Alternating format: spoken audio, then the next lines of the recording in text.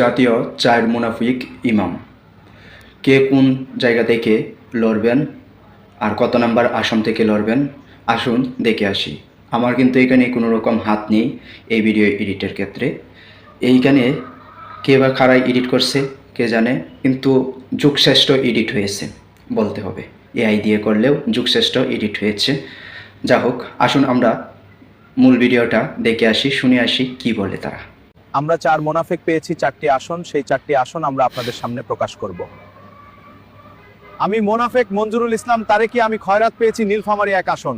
আমি মোনাফেক মনির আল তারেকি, আমি খয়রাত পেয়েছি নারায়ণগঞ্জ 4 আসন।